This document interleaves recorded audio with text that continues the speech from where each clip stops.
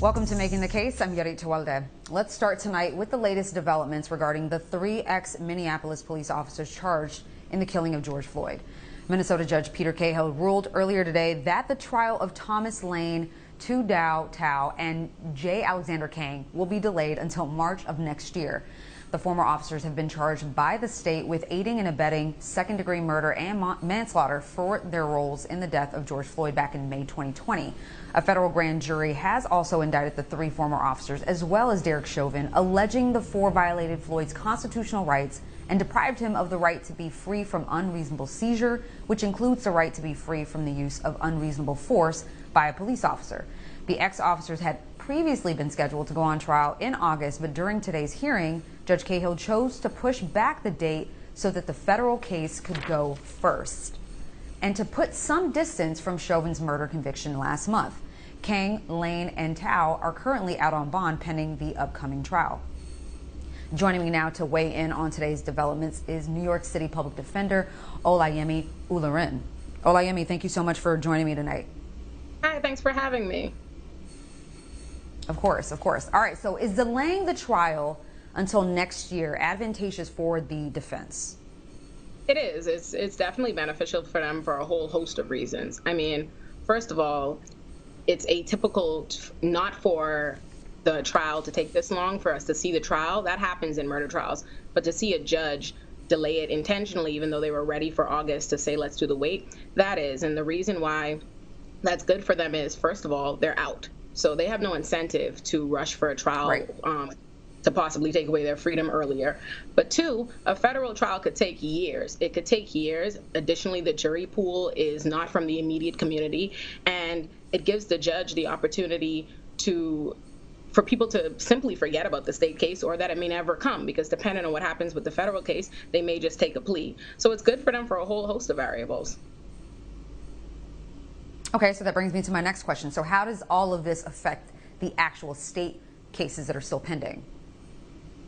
Well, first of all, the state case, it might not even happen, right? Because if this federal case, it takes years for this to happen. If they're acquitted, that increases the odds that the state case, they might take some plea for lesser charges. So that's the one. 2, by having the federal case, it takes the momentum from the state case. People could forget about it. People aren't paying as much attention. It's hard for lay people to really distinguish what's happening. If a federal case is being dragged out for years, they might not know. If a verdict happens with a federal case, they don't realize, oh, there's still a state case, this might happen. And it allows the judge and the defense and everybody to move a lot differently. Mm-hmm. Now, let's just say this trial actually does go ahead and go in March. That'll be almost 2 years after these officers were first charged.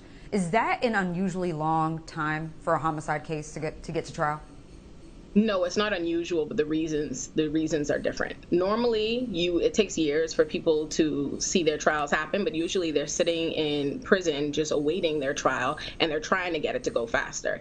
In this case, the trial could happen, and the judge has chosen a delay that benefits the defense. So that's what makes it different, not the time, but the reasons why and how it's going to be beneficial to these out clients. Mm-hmm. Were you shocked by how quick Chauvin's murder trial happened? It was within a year, less than a year, actually. I would be shocked if I didn't recognize Chauvin as being a sacrificial lamb.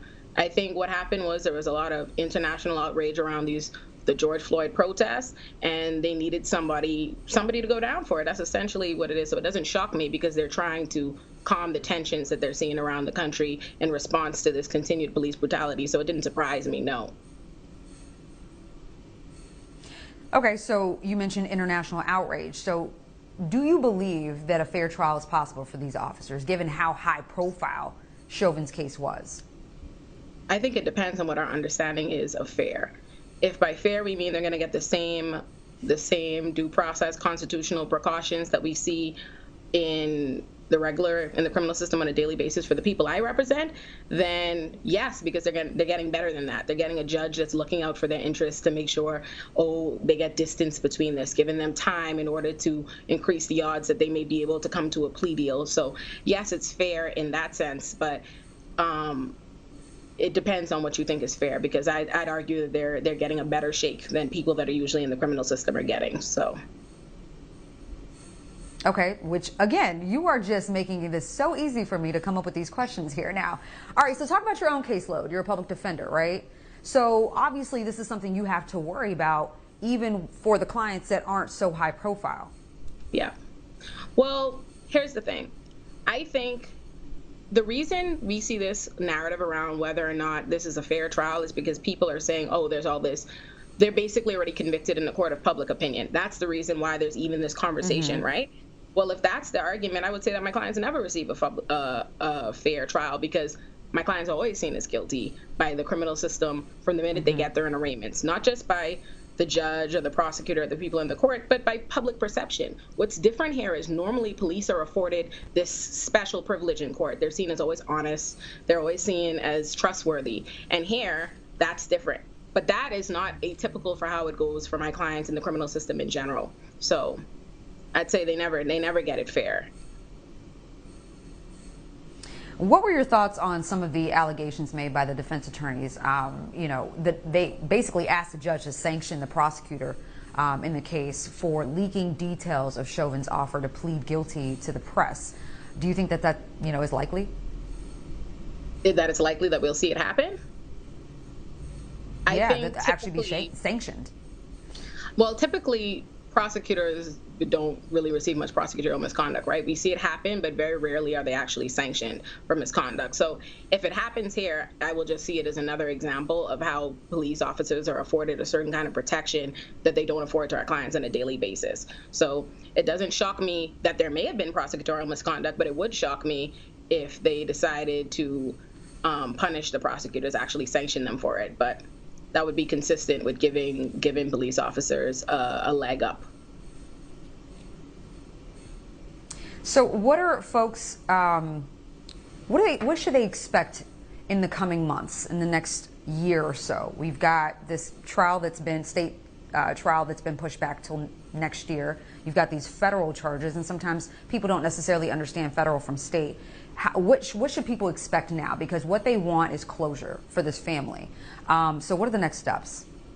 I don't think they're going to see that closure immediately. The whole purpose behind the delay, and they said the judge was very straightforward. He says he wants to put distance from the circus and distance from public perception. So that's what they're hoping to do. They're hoping that time passes, we pay less attention, the media is focusing less, other things come up. So unfortunately, the delay in and of itself guarantees that we're not going to see closure for a while, and we may not see it even in the way that we intended and that we should see it. So I'd say the delay is a stall tactic that we have to reckon with now.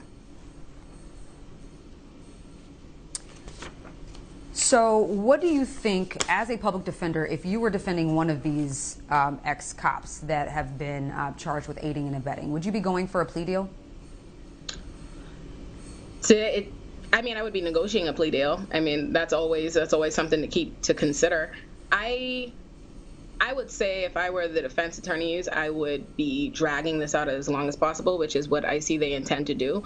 I would probably see how the federal case is going to go, because depending on how that goes, that's going to inform what the state issue is. So yes, I would be exploring a plea, and I'm sure that's what they're going to do. I think it's not a coincidence that they're asking for sanctions in terms of the plea that they were trying to negotiate for Derek Chauvin. I think the reality is that they want to create an atmosphere that's better for them to engage in these plea negotiations without seeing another incident like what they view the public knowing about it, and that making them less likely to want to enter into this plea because the negative backlash. So I think we're going to see that. We're going to see pleas. All right, New York City Public Defender Olayemi Olurin, thank you so much. Thank you.